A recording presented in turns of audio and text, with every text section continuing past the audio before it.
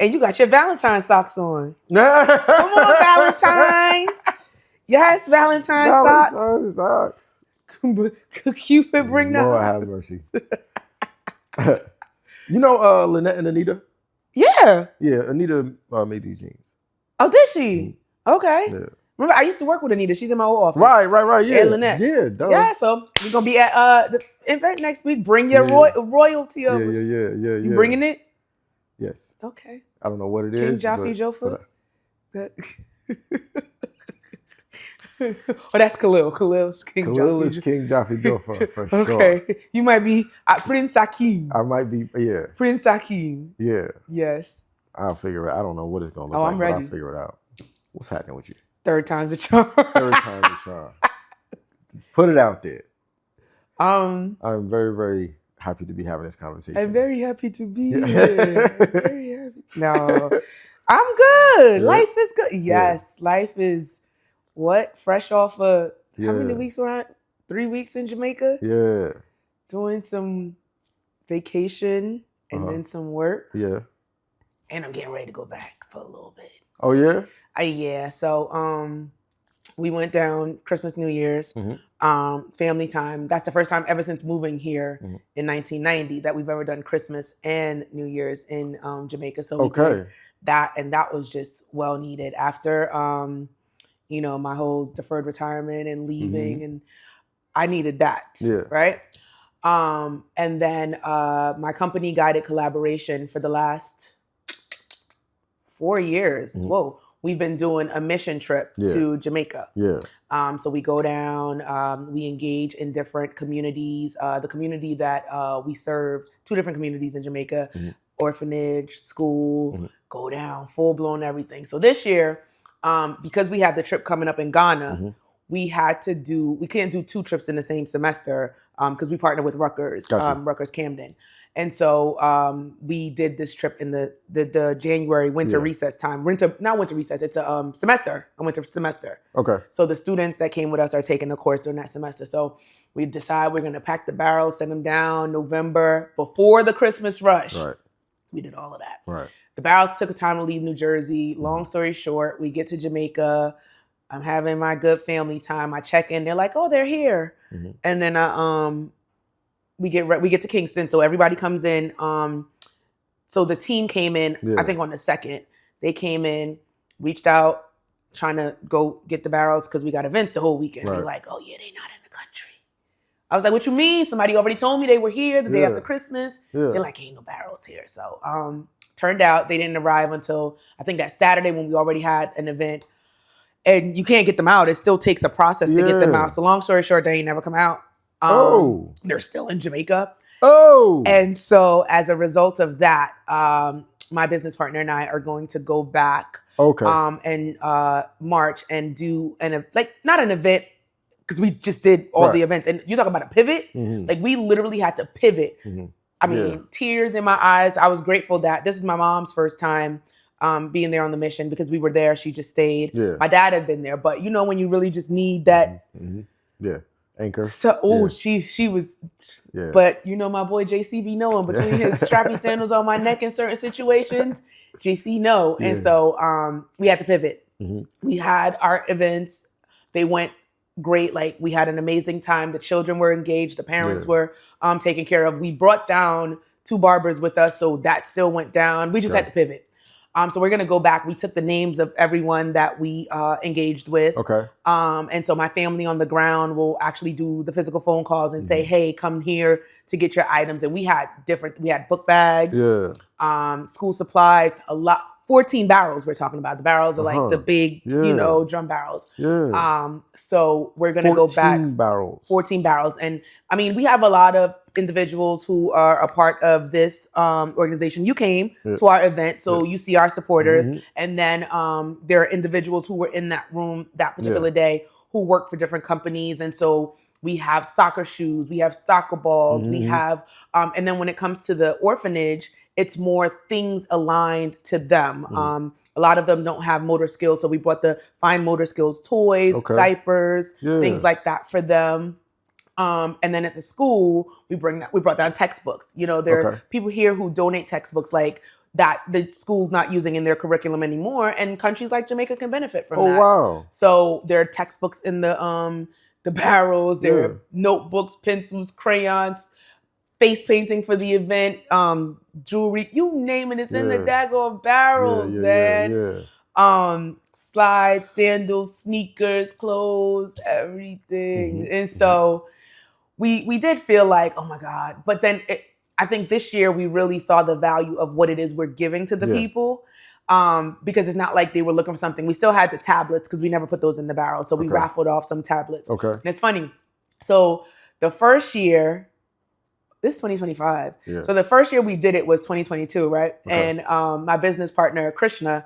So it's myself, Krishna Garlic, which is you met these ladies. So Krishna is and I are the co-founders of Guided Collaboration. There's LaGreta Stevens and Cheryl Abdur Rahman. And so we've all started doing this, right? So the first year we went down to Jamaica, I'm the one that's like more the accent come out. I'm talking to the kids, they engaging. So I'm doing all the talking. So it was this particular kid that came to the community event, and we always probably try to give out at least 4 tablets. Again, for them, that's like big, right? Our kids just have tablets, and when they break, they get another one. This is big for them. So we raffle the tablets off. And I'm standing there and the kid's like, Miss, I want the tablet, Miss. And I'm like, that's it. So I'm standing there and I don't know what I was doing, but I got popped in the face with a rubber band. So I was like, what the? And I was like, you, come here, over here, out, right? So talk to him a little bit, let him know, whatever. And I was like, you gotta go. Like, we come down, we do this for you. And you just popped me and it literally missed my eye. So that was the Saturday. So then the Monday we went to the school next door. And he came over like, Miss, I'm sorry. I didn't mean it. I'm sorry. And I gave him a hug. And I was just like, you know what? I get it. Like, I understand. Years later, what do we do? Raffling off the tablets, right? So it's him and his old little crew. They come. So right now, they're probably, so you figure he's probably like 11, right? 12. Maybe now they're 14, 15. I didn't ask him his age. But who was the first one to win a tablet in 2025? Wow. Right? Years later. This one. So when I saw him, I was just like, wow. And I said, you know what? Patience is a virtue. And that's a big word of mine lately. Like the word patience in every aspect of life, business, relationship, French, everything. If I put patience first, those things work out. And just watching that kid win. And then the second raffle was one of his little homeboys. So both of them won tablets. And when I say they've been coming, like first at the gate every year that we're in. This one is the Olympic Garden event. Yeah, man. That's amazing. Yep. Why? First of all, can you just give me like a top line description of what it is that you do? Like you just Dr. Green, or so in the mission work, like in the mission work. To me, so all right. So and all of them come together. So I'll bring them all full circle. Okay. So we'll start off. Dr. Green, I have Distinctly Guided, right? Distinctly Guided is where I am what we call a social change strategist. So utilizing some of the foundation of my PhD research, such as social learning and emotional intelligence, created workshops. So a lot of the workshops that I do for companies, be it nonprofit, government agencies, corporate, are all stemmed from that research that I've done, realizing that 2 things. One, emotional intelligence is really big. And if we all are able to regulate ourselves and understand ourselves, then we can be motivated. But not only that, we can understand other individuals and their emotions, right? So I do trainings around that for staff. And more importantly for parents. So engaging parents into understanding what that relationship looks like, even when they're emotionally intelligent with their children, even when they're emotionally intelligent with their partners, and that relationship will be better. So emotional intelligence to improve relationships. And then social learning theory is a theoretical framework from Bandura. And he said that we learn from the individuals we're around. And so as we do that, for me, parenting, I use those parenting workshops as aspects to let parents know, like, you have to mirror behavior so that your children can grow up in that way. The same thing I do for CEOs and the leaders in organizations. You bring me in, a lot of them will say like, oh, we love the work that you do. We want you with our staff, but I need you in here too. Because at the end of the day, they are mimicking what they observe. And so that's social learning. So that's distinctly guided in what I do there. So just strategizing in different spaces. Aside to that is guided collaboration. Guided collaboration is now the nonprofit end of the businesses that I do. And like I said, that's with Krishna Garlic. And we go into communities here, but more so internationally, so domestically and internationally. And we look for systemic items that can be fixed and we work around them. But in addition to that, we make sure that we're bringing individuals with us, such as volunteers, such as our partnership with Rutgers Camden. So students coming into those spaces and having not just culturally immersive experiences, but also hands-on. And those workers are social workers, nurses. And then we're utilizing some of the things that I do in Distinctly Guided and some of the expertise for Krishna. Krishna is in the Elizabeth Department of Health and Human Services as a director. So, you know, her expertise and my expertise together. So collaboration over competition is her business. So we brought them together to do this work. And so we just put our expertise that we've learned as women into our nonprofit and the people that we're serving in that space. We're each professors as well. She is at Kane, and I am at Montclair State. I am at Southern New Hampshire. I am at Union County, and I am at Buckinghamshire in London, right? So again, a lot of what we're doing with our students, we're also exposing them to what we do in that space, and then we can kind of have those conversations with them and then bring them, you know, culturally into that space. One of our big partners is, again, Rutgers, and that's another professor, Dr. Marsalis, who we brought into that space, and he has blessed us with this opportunity. So that's what we do there. Some of the work that we do here. So we have Pancakes and Pajamas coming up. We'll definitely talk about that. And I've been doing that for years. So we'll be doing Pancakes and Pajamas April 12th at the Newark Public Library. We've had great readers there. Khalil Nass has been a reader. First Lady Linda Baraka has been a reader. Congresswoman LaMonica has been there as well. And so that's a part of the work that we do and will continue to do here, like improving literacy. Again, that engaging conversation between parents and their children and understanding that, you know, it's called Pancakes and Pajamas, not just so we can eat pancakes, but we're in pajamas, letting them remember that at nighttime when they're going to bed, let's put these pajamas on and read to our children. And that's building relationships there as well. So it's a lot. I'm Jamaican though. I got 100 jobs, right? We didn't even get to the say more and the podcast, right?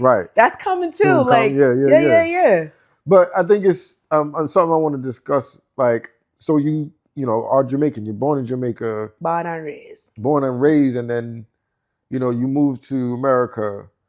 But this work you're doing is very much on the ground work with the altitude of all of the research that you've done, all the experience, and like large data sets that you have combed through to have a really, really 30,000 foot understanding of what's going on at scale. But you also have this on the ground understanding, not only of Jamaicans, right, and people culturally and economically and socially, but you have this on the ground understanding of people as community. You know what I mean? And like, there's things that's going on in the individual, and then there's things going on in community, and then there's things that's going on at the larger scale. You know what I mean? But having that understanding, I think, is really, really dope. And it's such a full circle thing that you're like, people, you're not the first person born somewhere and then you do like mission work and you give back, right? Giving back is not new, right?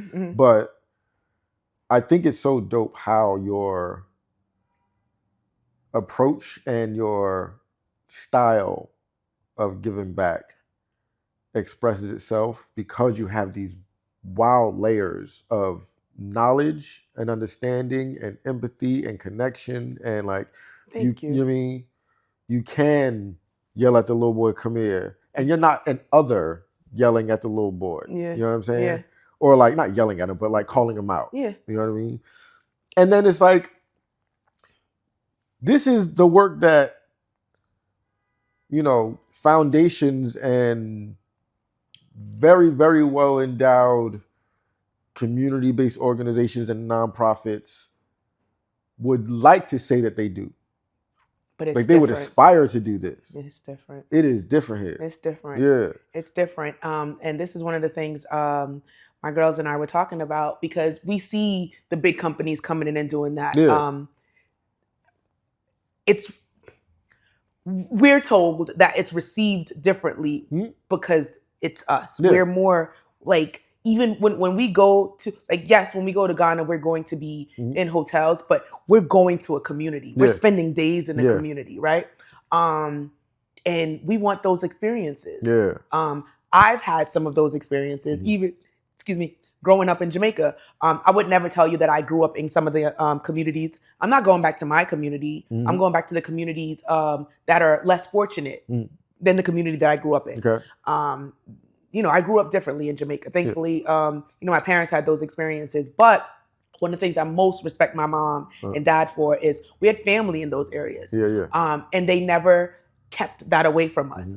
Go spend a day there, go hang out, live the life. And so I went to those areas. And so it was on my radar as one of the things I always wanted to do. And so when I spoke to my girlfriends about it, and they were on board, and I have to say, and I say it to them, not just saying it here because we're sitting here recording, but one of the things that I can appreciate them for the most, and I feel my tears coming on, so they laugh at me because I cry every trip. I didn't cry this trip though, but one of the things that hits me hard when I think about Krishna, Lagretta, and Cheryl is that as we take this journey and we venture out and we meet new people, and we say, all right, we're going to Ghana, and we're going to, we're in talks about Tanzania, and wherever we're in talks about after this, they're like, Jamaica is a staple. Yeah. And none of them are Jamaican. And so that to me, just, it melts my heart every time I think about it. But it's really near and dear to my heart that, that they're devoted to that. Right. In addition, clearly, to the other stuff, because I could never have done this without them. Yeah. And how many people went down? Yeah. So, and again, the volunteers. So this year, so we had maybe like 20, maybe 23, something like that. Yeah. If I'm not mistaken. Yeah, I think like 23 volunteers this year. Ghana, I think we're probably at 25, 26 already. We try to cap at 30, only because it's a lot. Yeah. It's a lot. And there are certain aspects of the mission trip that I do not handle. I say it to her all the time, like, one of the most important things about understanding who you're going in business with is I'm never going to step on her toes and she won't step on mine. There's certain things that if you come to me and ask me that question, I'll be like, ask Krishna, because I don't know. Right. And not that I don't want to know, but that's her. Like, there is an answer, and there's a person that has she's the expert in that area, right? And there's certain things that I have that I'm dealing with, and I make sure those things are alignment, and in our alignment crosses and they come together. Right? But one of the 30 people, like the cap, it's a lot to put this together. Every airfare, shout out Delta for this next trip. Shout out to JetBlue for Jamaica. Like, that's just how it it goes. But it ain't easy. It ain't easy. But they have fun. They have fun. We do culturally immersive things. We do educational things. So we always try to make sure we're going to a university there, since we're bringing university students. We're in the works with making sure that they have some type of political or policy oriented session. And then, we hang out. We, you have the beach, you have the pool, you have the things. Even the ones, the group, not this last Jamaica group, but the group from March of last year, I literally took them into Kingston in a street dance. And they were like outside, like, first of all, if you know anything about a Jamaica street dance, don't get there before 1, 2 a.m. Right. And so the sun is coming up while you're standing out there, and they're just out there like, whoa, like, this is different. And by 7 o'clock in the morning, all of that is shutting down, and they moving everything, and it's back to being probably a parking lot for the mall or something like that, street dance. And I took them into that space. And so they're looking at me like, oh, Dr. Green, wait, you're taking us? Like, let's go. You know what I mean? Like, I'm her. I'm Baby D. I'm Donnette, and I'm Dr. Green. Let me know who you need at that certain time, and she gonna show up. Right? It's I'm not rigid, like, right? And that fluidity is really what keeps me going in the different spaces that I'm in. The fun part is easily underestimated. Yes. Like the what that does for the team in terms of enrichment and like pouring back in, right? And was that always, like, from year one, was that always a part of the... To take them into the fun? Yeah. Every year they've gone. Every year. But again, we didn't start with the students until last year.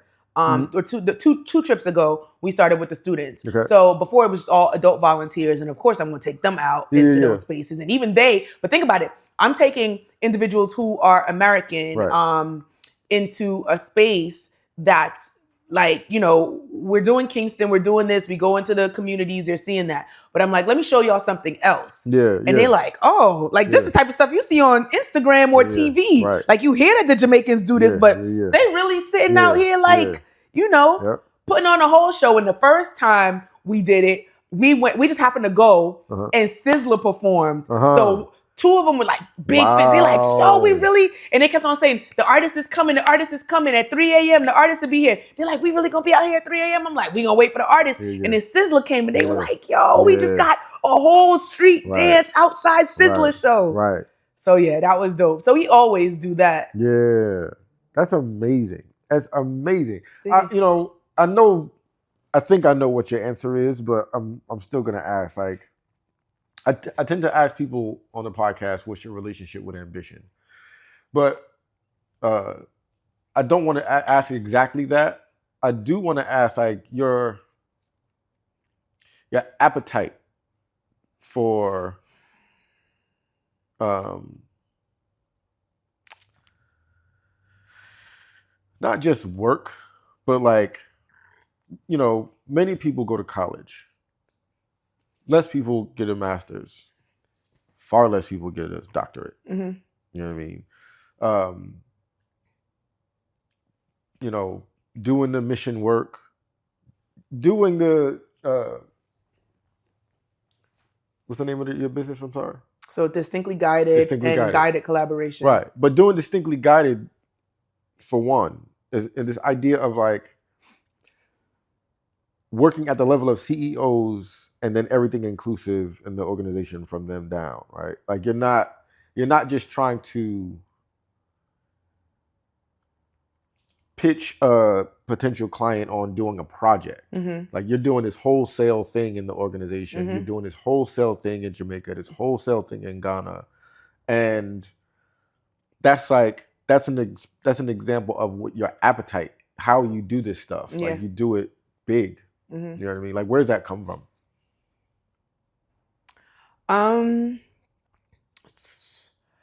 So I think that I did this talk a while back, and I remember it be Dr. Green is Black History. That's what it is, right? So not that I'm saying remember my name, but remember the things and the changes that I stood for, and not remember it today because I'm still working at it. But what happened to me one time, I went to a girlfriend of mine, her mom's funeral, and I was reading, all the amazing things right there. And I think so many times people leave this world wishing they did certain things. And that's my appetite. My appetite is making sure that I do as much as I can possibly do within my reach to impact and reach the people that I strategically and emotionally want to help grow. Because not change, grow. Right. And then people remember me for that. So when you talk about my dash, and that's what it was, that's really what it is. Some people die and you hear so much about the things they wish they could have done and the things they always wanted to do, the vacations. Even this is another big one. People say to me, like, yo, you on a plane again? Yes. And if you ask, yes, I will be on a plane again. Because all the places I wanted to go, the things I wanted to see, I would have seen within that dash. And if I didn't see or do, then it wasn't God's, choice or plan for me to do those things. But what is within my plan for my dash from December 18th, 1979 until long from now, when I go, the history that will come behind that. When Amir starts telling his children about, what their grandmother did, they will be proud. And they will follow. They would be so not just impressed, but motivated to keep that going. Case in point, Amir was in school. He watches me. He watches me. And from the very moment that boy was able to have a conversation, I've been talking. And even now people say, I love your relationship with him. He watches every move that I make. And even the other day, he was like, I'm proud of you. I had a meeting and I was telling him how the meeting goes because that's what we do, follow up. He was like, Mom, I'm proud of you. And he says it. So even when I was like, Mir, I'm going to make a decision and I'm going to leave the job because Mom, I'm right here. I'm working. I'm like, bro, what you gonna do? But I get it, right? And so he said to me one day, so he went to school, went play basketball, got a scholarship, did cybersecurity. Now, picture not halfway through his degree, like towards the end of his degree. He says to me, I don't want to do this anymore. And I'm like, cybersecurity, they make a lot of money. That's what they do. He was like, yeah, but what do they really like? He was like, I want to serve people. Like you serve people, Mom. And then I'm looking at this 6'8" kid talking about serve people. I was like, you want to serve people in what way? Because let me know, because I'm going to make it happen or we're going to figure this out together. But when you say serve people, like, you want to be a social worker now? And he was like, no, I want to save, serve, help in a way that is fulfilling to me. And I was like, so tell me what your thought is. And he was like, I don't know yet. I'll get back to you. So then weeks went by. He was like, Mom, I think I want to be a firefighter. I said, do you?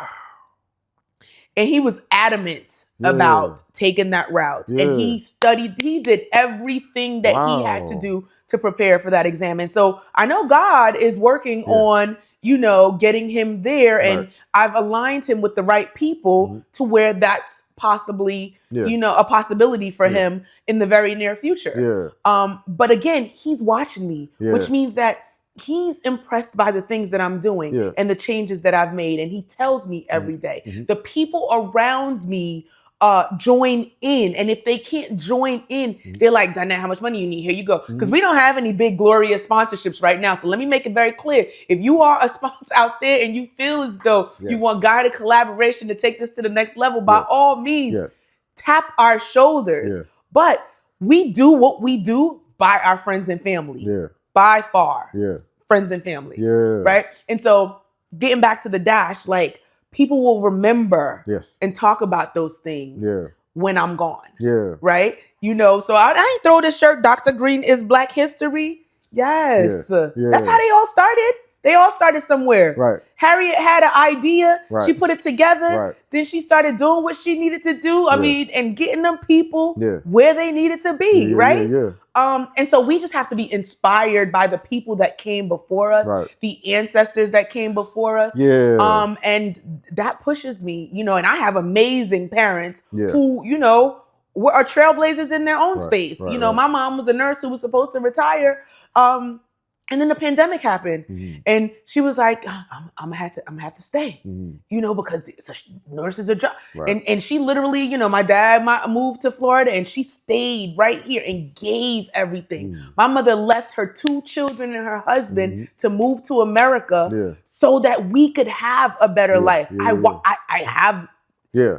everything above me says that this is what I'm supposed Yeah. to do. Yeah. That's such an ill lineage.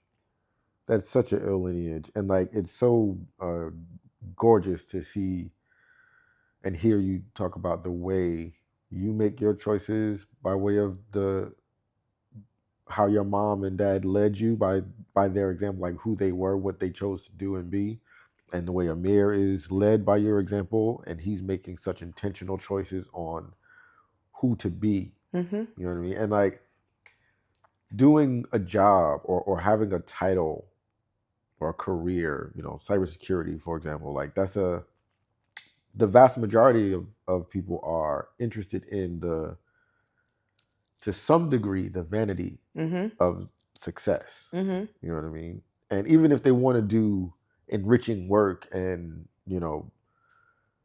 altruistic work, Mm-hmm. there is still the pull toward the vanity of the title and or the organization or the Absolutely. whatever. So to see him make that choice to pursue being a firefighter is like, that's perfection, I think. Mm-hmm. He's dope. Yeah. He's dope. And I think it's so, it's such a powerful thing for us all to, if need be, reframe how we see the world that we've been born into and the people that came before us. Yep. Like there is this general idea, I believe, that like people are people, and then there are the Harriets. Mm-hmm. And the Marcus Garveys and the, you know what I mean? These people who make it in the encyclopedia, Mm-hmm. right? Mm-hmm. Excuse me. But if you say, well, I am of, like, that's not a minority that's at the top layer of people in society. That is examples to follow. Mm-hmm. Like, that's just real people who made real choices and left an example. And the vast majority of people are not leaving an example to follow. Mm-hmm. Vast majority of people are making ends meet and just trying to maintain, and not to villainize or judge that, but you can put yourself in the group of people who are making real impact by way of who they are choosing to be. Mm-hmm. You know what I mean? Like, and then whatever aligns for you personally, whatever that would look like on you, you get to do that. You know what I mean? Like, you don't have to do what Harriet did. Yeah. But like whatever is right for you and aligns with you, you can do that. Your point is really dope about how so many people, regret the things they didn't do. And I think people especially regret the things that didn't require, the things they didn't do that didn't require them to stretch, just required them to choose it. And they didn't choose it. And it's a choice. Yeah. Everything we do is a choice. Yeah. And sometimes we know the choices we're supposed to make, but we hesitate. Yeah. And we hesitate for different reasons. I was just having a conversation yesterday about imposter syndrome. And we all suffer from that in some way. Gotcha. And as much as I may be confident in the space that I'm in and the things that I do, and I listen to people talk about me in great positive ways, I still have imposter syndrome. Right. I'm still struggling on, the day before pancakes and pajamas, right? But to your point, like, we all have a choice to make. And sometimes, and I can speak for myself, this emotionally intelligent journey that I'm on in my spiritual life, the last 2 years have been a struggle for me in a space as it comes to, my work, my career, right? Yeah. And so many times things happened to where it was like, it's time to make a choice. It's time to make a choice. Right. It's time to make a choice. It's time to make a choice. And I didn't, you know what I mean? Because I was scared. Like, you know, if we learn anything about emotional intelligence, and this is what I want people to know, fear and uncertainty are the emotions that we feel more than anything else. And I know for a fact that there was uncertainty and fear in the thoughts in my head that allowed me not to make the choice until Jesus put his little strappy sandals on my neck, right? And then sometimes Jesus will put his strappy sandals on your neck, because y'all know he wear those little strappy sandals, right? And when he does that, it's him pushing you in ways that sometimes you become uncomfortable. And sometimes the choice is made for you, right? And so in my life, I have been pushed to make choices, or I've made the conscious decision to make choices for the betterment of me and my growth and the things that I am looking to do. And then also we have to understand that if we don't tap into our emotional intelligence and learn the things around us, become more self-aware, then our behaviors tend to, you know, we struggle with our behaviors, right? We struggle with our motivation. And so for me, I think that while I thought it was time for me to leave, I was able to get to where I am today because I had made that emotionally intelligent journey, that transition, became a better individual, because now with my work and the things that I'm doing and the things that I have planned, it will help individuals who were in the space just like I was, and other individuals to become more emotionally intelligent within themselves, so that they can be better persons and have better relationships with their partners, their spouses, their children, their employees, their employer, the person on the street that you want to stick your middle finger up at the same, you like, you can grow into yourself. And so those choices were made, you know, some would say like it took you long enough, and I will say it was the right time. There's a term that I just stumbled onto the other day. It's called eudaimonia. Eudaimonia, right? Okay, that's the word of the day. What eudaimonia mean? Like, so eudaimonia is like, everybody is generally attempting to be happy, right? Or would like to be happy, right? Would like to land on happiness from time to time throughout their day in life, right? It's funny that you said land, but go ahead.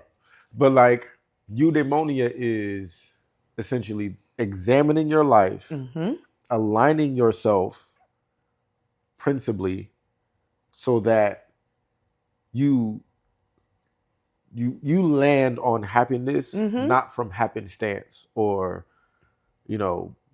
just good fortune. You build in a life that arrives at happiness because of the alignment and because of the choice and because of the, you know what I mean? Okay, eudaimonia. Right? My new word. That is it's that. Like, it's not just,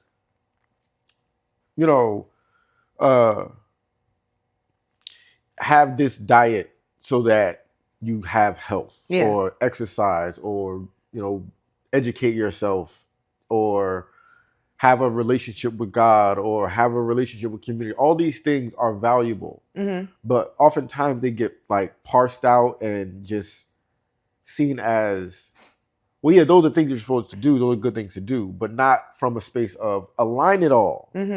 Like, have a structure for your life. Align it all and then live in that so that it doesn't make sense what the next person is doing. It doesn't make sense. It doesn't matter what the next person is doing. It doesn't matter what's trending. It doesn't matter when you have an episode of struggle or conflict or hardship, because it makes sense in the formula.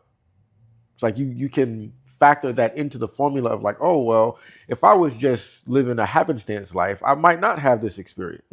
I'm having this experience because I've decided to line up a certain way. You know what I mean? And this thing is going to confront, am I actually lined up? It's also going to confront the strength of my structure. Yes. You know what I mean? And like, life every day is going to confront the strength of your structure. Yes.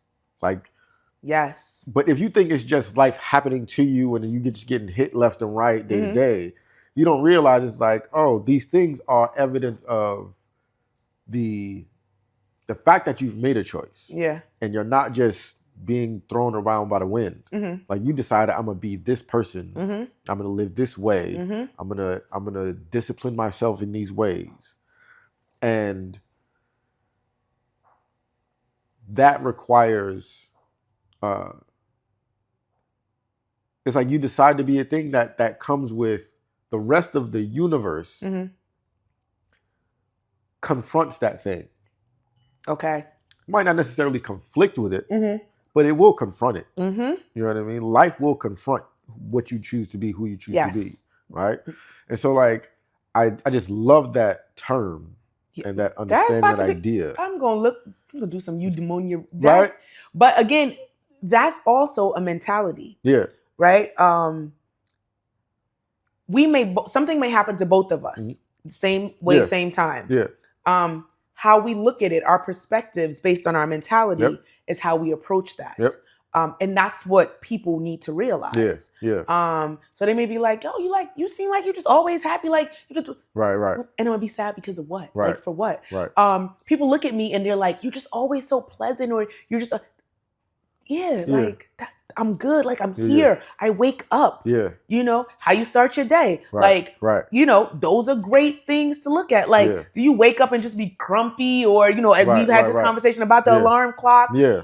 You know, you have to be intentional about every step of your life. Yeah. Talk about that. I have to be, well, okay. So I'm intentional about my alarm clock, right? So, you know, most people, and this is something I talk about when I do these trainings, I ask the question, like, what is your alarm clock sound? And it's like,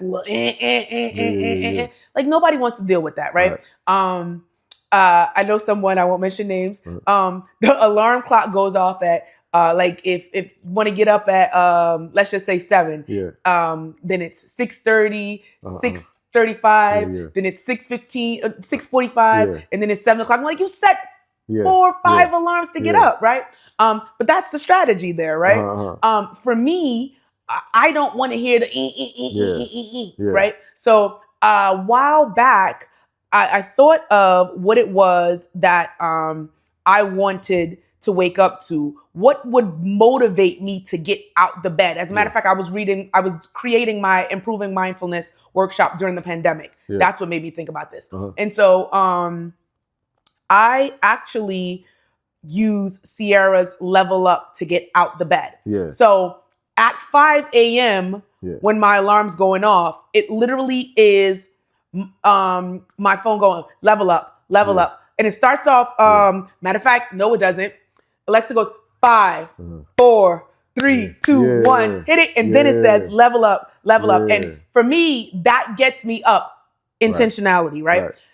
In addition to the phone or Alexa with the music, then my lights come on because I have those Alexa lights, right? So get yourself out the bed. Like, don't, ain't no, oh, it's still dark. Get up.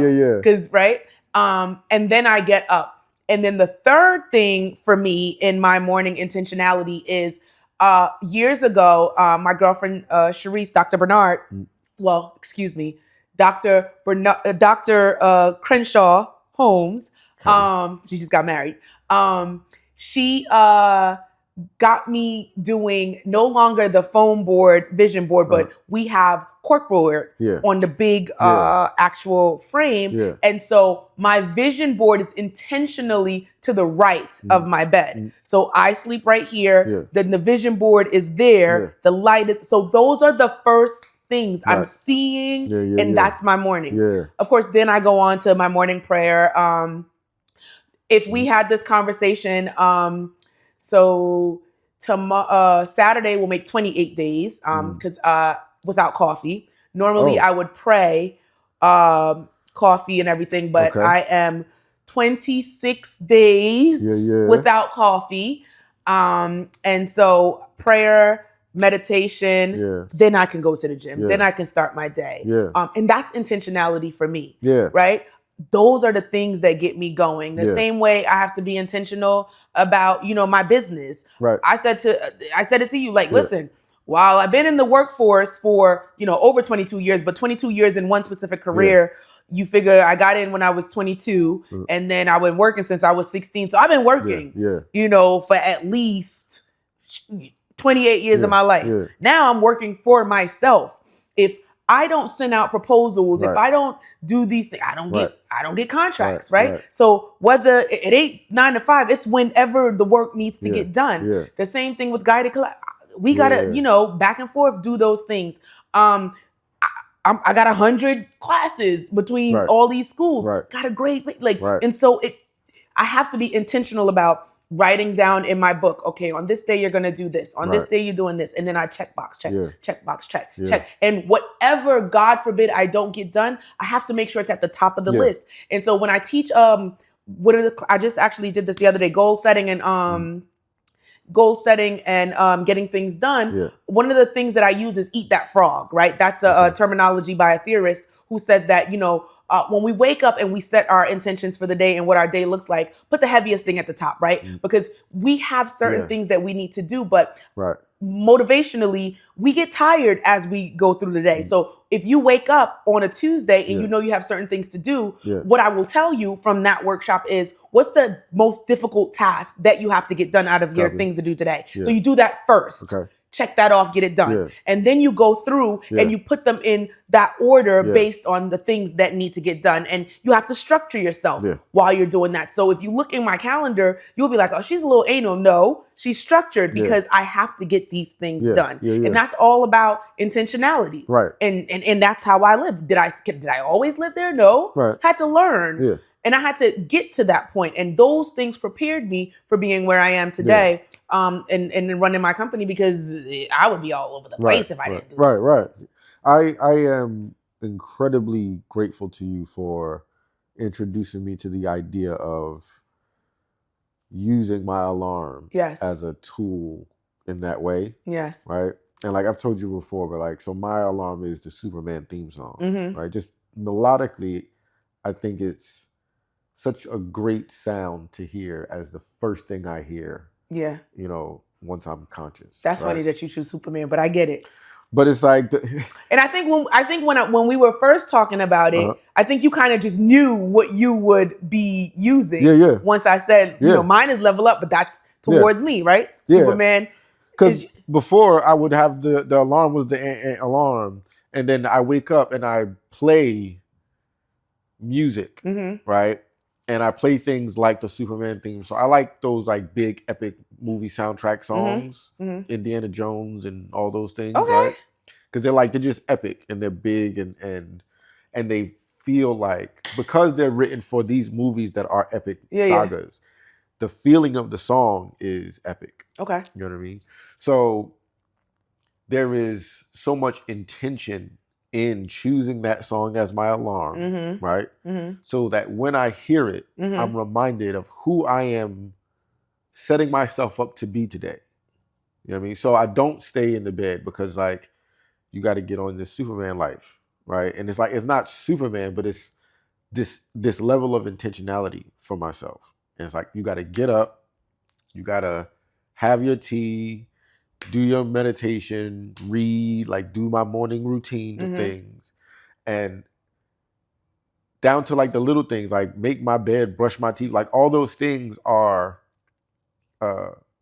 accomplishments. They're all accomplishments. You know what I mean? I work for myself and largely work from home. Ain't nobody gonna smell my breath for a good part of the day.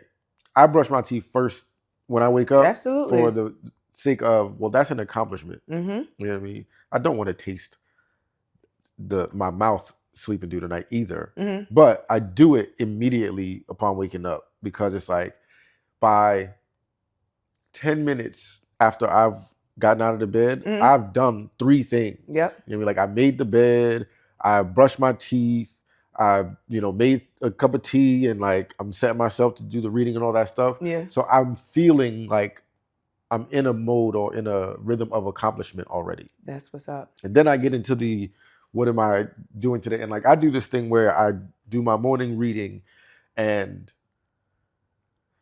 in that time, I'll tend to be inspired by a thing I need to do. Okay. Right. That's not like a to do as a task. It's more like, oh no, that thing is a thing that's aligned with what I'm trying to create, what I'm trying to become, what I'm trying to affect. Yeah. So it's like, I know I have the to-dos become things like, call Donnette, because there's a thing I'm trying to do with Donnette that like nobody else knows about it. So if I don't call, there's no loss. Yeah. No, there is a loss. Yeah. Because I'm actually trying to get the thing done. So make the call. Yeah. You know what I mean? And so I get inspired like those to-dos, but it all starts with that theme song, Waking Up. Ooh, see, look, I changed one life. You did. Right? I'm living proof. So listen. So, and that's just one person. Yeah, so yeah. If people really think about the intentionality of their day, then they could do those things. I was inspired. One of my girlfriends, she had rocks in her sink. Dr. Cass, right? And when I went to her house and I was washing my hands, I don't know, we've never talked about it, but she's a clinician. She has her own practice. So I know, and she's very big on well-being and mental health in that space. So I'm going to ask her actually why she got it. But I know for me, I put those rocks because after I do those things, and they have strength, love, hope, happiness, like all the things like on. So it's little rocks, and they're in my sink in the bathroom because you leave the bed, and I go to the bathroom. I have a Bible verse, right? This is the day that the Lord has made, right? So of course now waking up, seeing the vision board, my song Level Up, I'm leveling up. I'm never going to be, I am always going to be a different version each day. I am growing. So I'm leveling up. Not do I also need to get to the gym and level up and you don't get to 45 and still look a certain way, right? So got to keep going. But then I'm going to the bathroom. Like you said, you got to brush your teeth. I mean, nobody's there, but you have to brush your teeth. And I'm singing that this is the day the Lord had made because I'm grateful that I've woken up to see another day. And then I see these rocks, and that's how, you know what I mean? And then your day starts. So that's another thing. And it's like, in my experience, it's such a great feeling of armament. Yes. Like I feel like I am starting the day putting on armament. Yes. You know what I mean? And so it's like, okay, we'll bring on the day. Yeah. You know what I mean? Because like, I got my shit on. You know what I mean? And my shit is, reading and tea and these things that aren't necessarily related to what I'm going to go do. Yeah. But it's still armament for how I see myself. Yep. The another point, like, so when I, went down a rabbit hole of eudaimonia, there is I don't know if, who the philosopher was that talked about, the unexamined life and how like, what's the phrase? There's something about like, essentially your life is only as valuable as your examination of it. Okay. You got to be witnessing yourself. Oh, you have to stay in the you have to stay in the witness. Yeah. You ever read one of my favorite books, The Untethered Soul?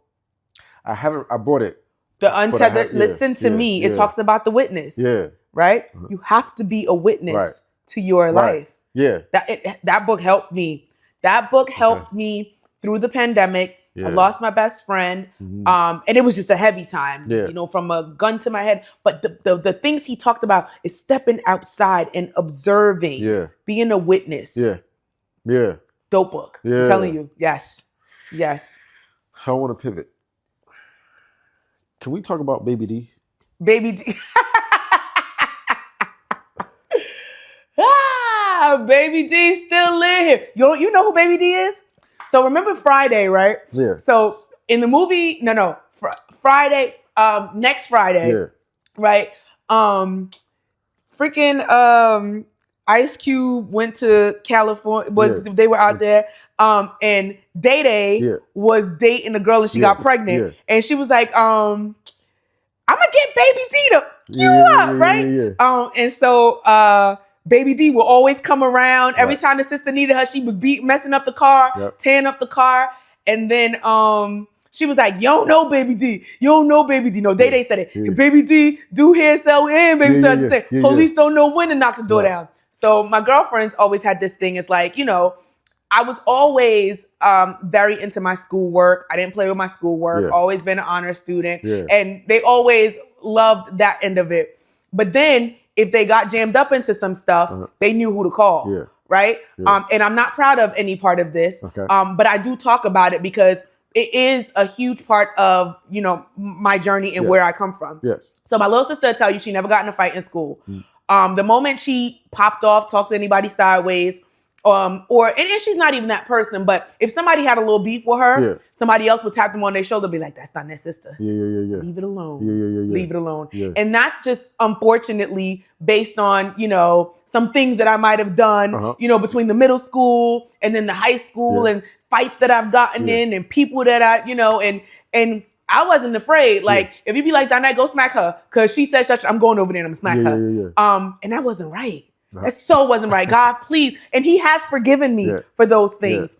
I can even talk about my girlfriend. We used to work at IKEA and she laughed at this all the time. Some girl pissed me off. Somehow I'm in the middle of IKEA, shirt off, ready. Like, let's go, rock out. Like, this is your job. Why are you about to? Another situation, Kane University. This girl threw hot water out the dorms on me.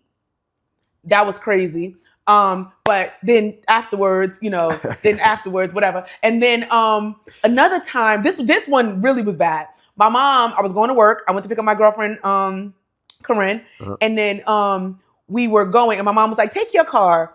And I was like, Mama, just take your car because my mom had a new car. And I was like, I'm bossing my mother's car, right?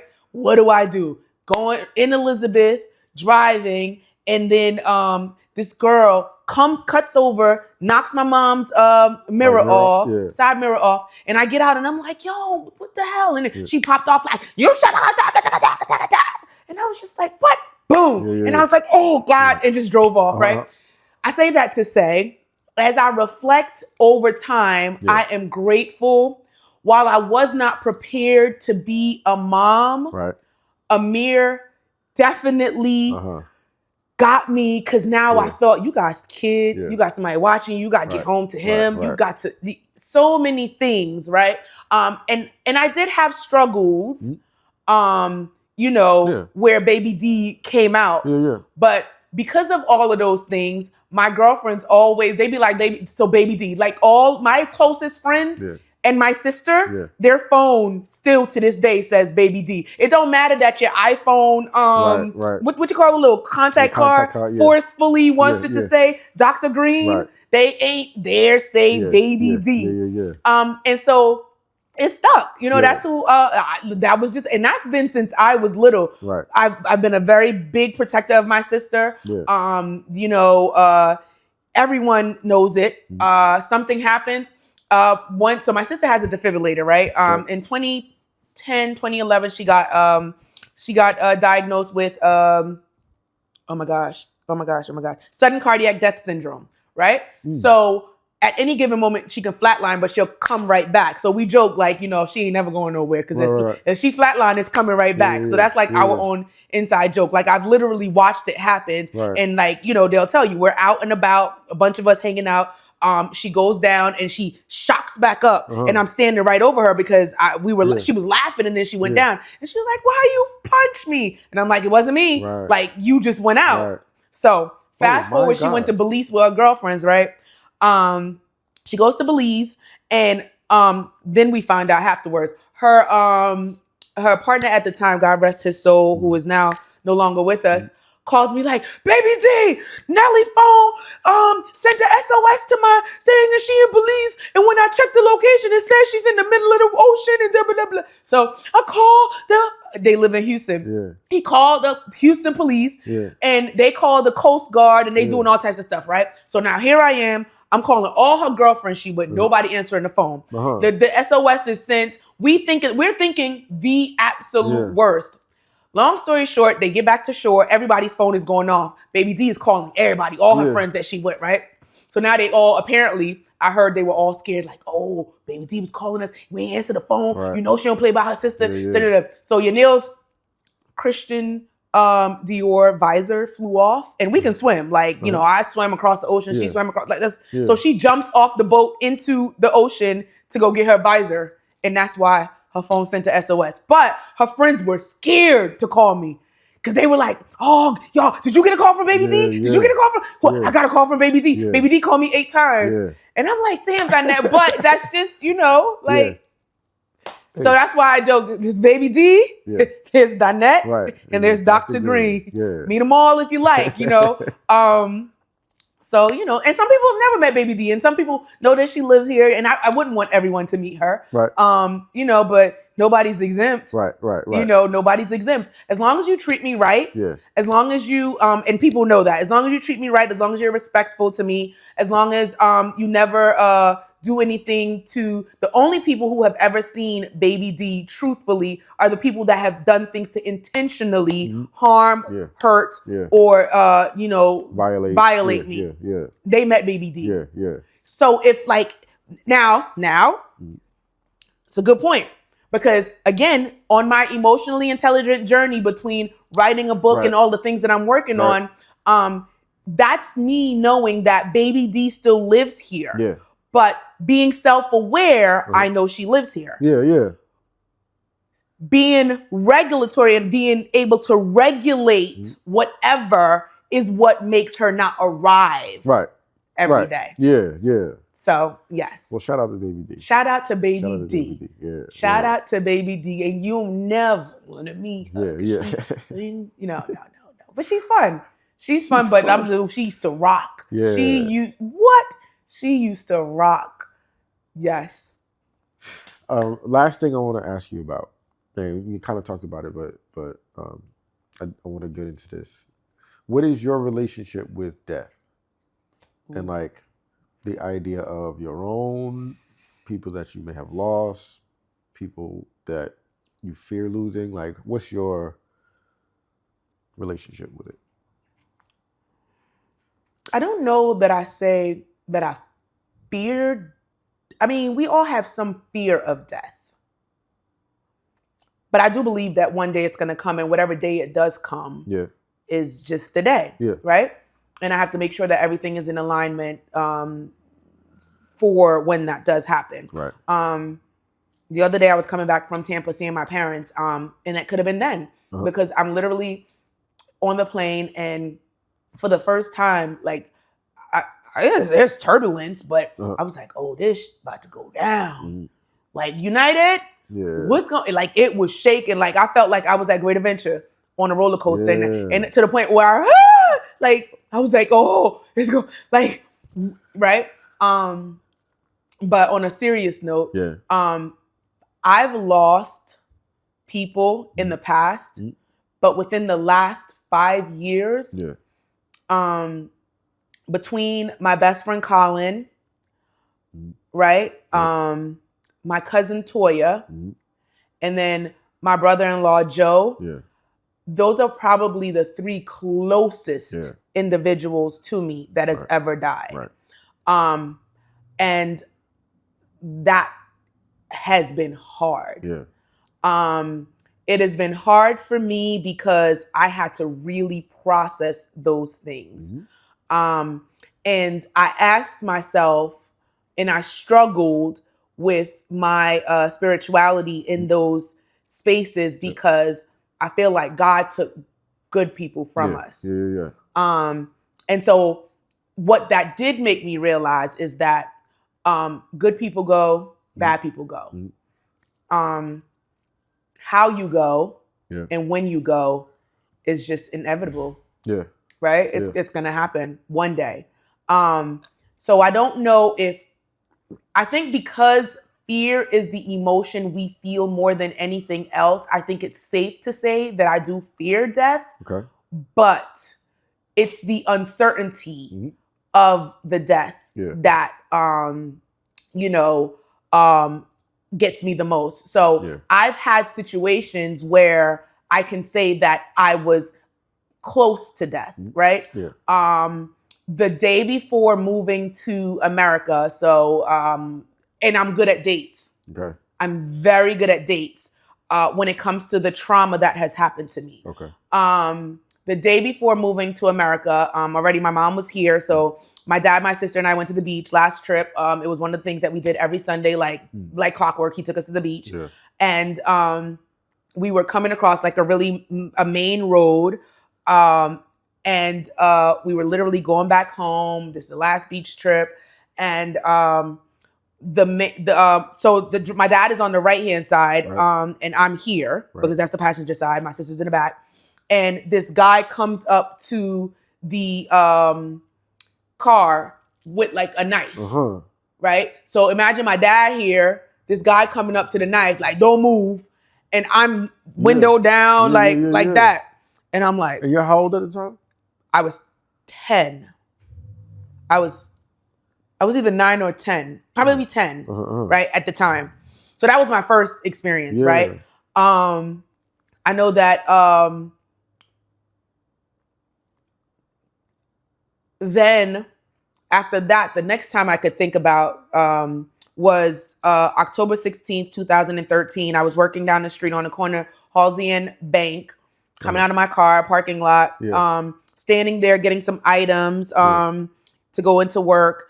And this man comes in. They told him, they like beckoned to him like, you're at the wrong parking lot. And as the video shows it, I can probably tell it a different way. Like, I'm standing here, and he reverses and literally knocks me under his car, rolls over my right foot. I'm screaming, going crazy, rolls back over the foot. And in my mind, I'm okay. So I go and I try to stand up, and you see me like stand up and fall right back down because my foot is literally dangling. So like my toe, like the bones that you use to stand on your toe, mine is like a rod, like literally was dangling. So that was like my second experience. And then the third experience was on, it was a week after my best friend passed during the pandemic. I'm working every day.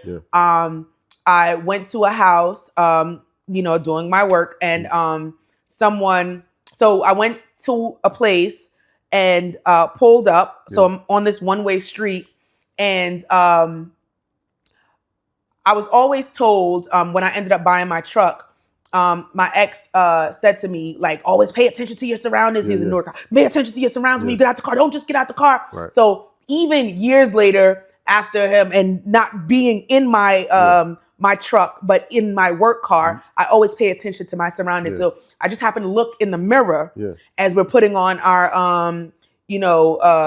like COVID gear, right? And I see the guy go in his waist, pull out a gun, and point the gun at my head right here. Let me tell you, first of all, the number streets got what? Speed bumps. I flew down them streets so fast, like didn't even think about gun going off, nothing. It was literally like, skrrr. Holy shit. Yeah. So those are my experiences, coupled with the fact that I've already had that fear of things happening because when I was a baby, my dad didn't come home one night, and apparently he got cut up. Well, not apparently, he did get cut up, like left for dead. And that's the story that I've always had to hear all my life. Like literally cut up in Kingston, newspaper all over him, bloody, and they just knew he was dead. And so like things just always happened, like, and so for me, never did I think I would have those experiences, but I can definitely say that, he ain't ready for me yet. Because if he was, he not. I got too much work to do. I got so much work to do. I am not yet the chosen one. I am working. So yeah. Man, that is insane. Yeah, death is one of those things where I used to think that, my mom is going to eventually die, not hopefully, but hopefully she dies before me. And I was always convinced that when that day comes, I was going to lose my shit. I was going to burn it all down, right? And because I had an estranged relationship with my mom, and But when she died, Mm-hmm. I didn't burn it all down. Mm-hmm. I didn't lose my shit. And also she died of pancreatic cancer. So like she was sick Over time. You know, for some months. Well, after diagnosis at least.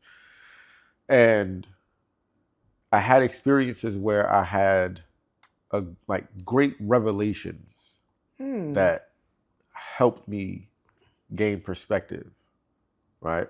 So one day, I might have told the story before. One day I was sitting on the side of the bed and just scrolling on my phone, and I come across this song Yeba is singing "Bridge Over Troubled Water." Okay. Right, on TikTok, and she sings it so beautifully, and just it's incredible.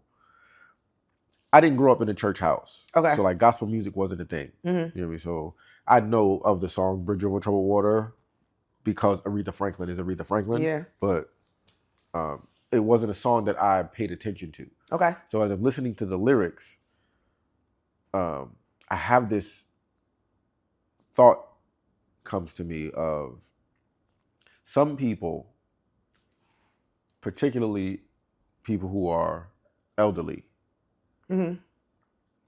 have a capacity wherein their death. So my mom is, like I said, diagnosed with cancer. She's sick, which means from the moment that she tells us all that she's been diagnosed and that this is a terminal disease, we're all haunted by her impending and inevitable death, right? Some people, the death is what frees everybody from that haunting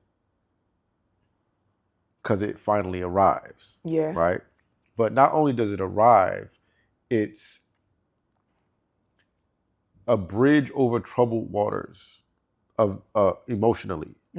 It allows you to move forward because you realize that, yes, we're all aware death is inevitable. We're all gonna die.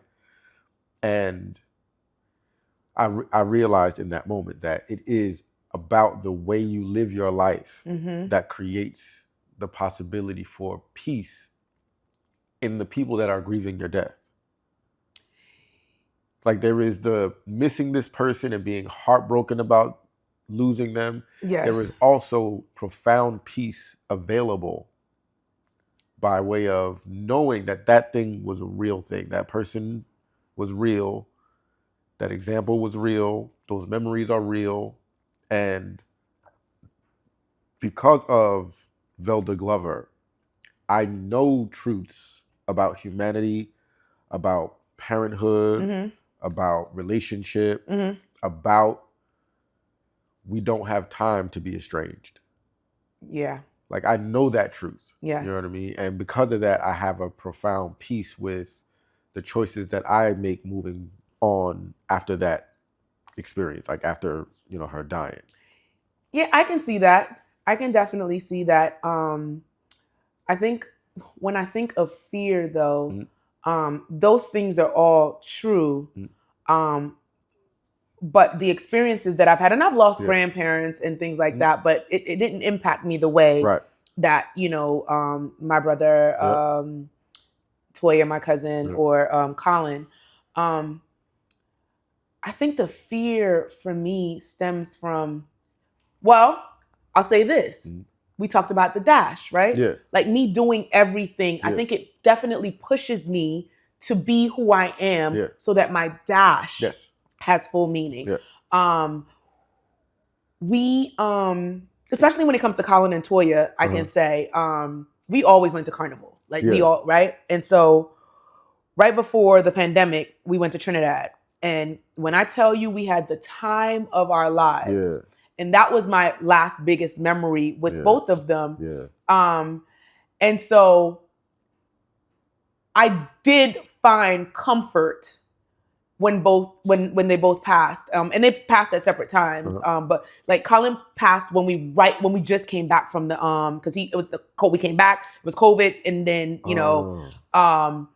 but I did find peace eventually in knowing how he lived. And knowing that his last greatest memories was that. Toya had more time. She did amazing things. She was, she lived her life. She was a Drake dancer. She was in the Beyonce documentary. She had a beautiful daughter. And, in conversations after she lived her life. Yeah.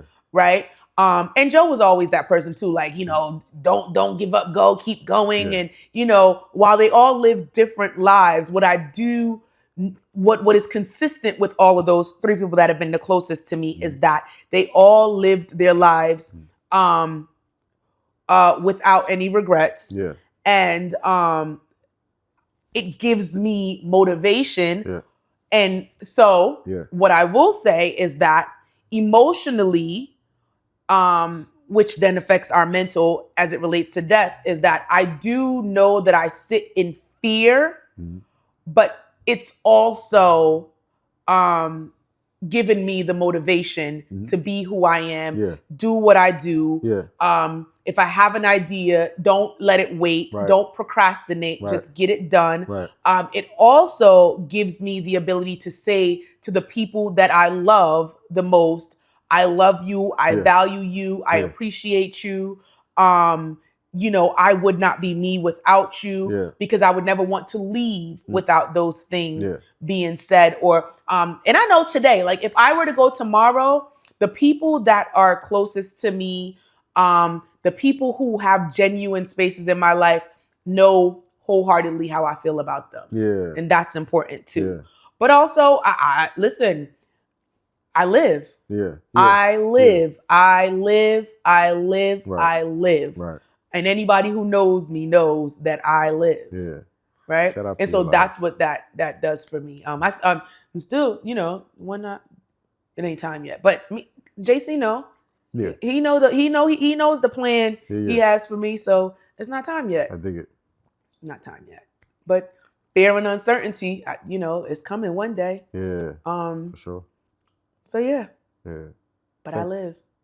Thank you for that. Thank you for that perspective. Thank you for coming. Thank you for having me. I really, really appreciate it. I appreciate it. Yeah. And I'm definitely going to want to do this again. Okay. Yes, because I know you have a lot more to talk about. I mean, or at least I know I have a lot more to ask about. Okay. Yeah. Okay. Yeah. Thank you. Cool. Thank you.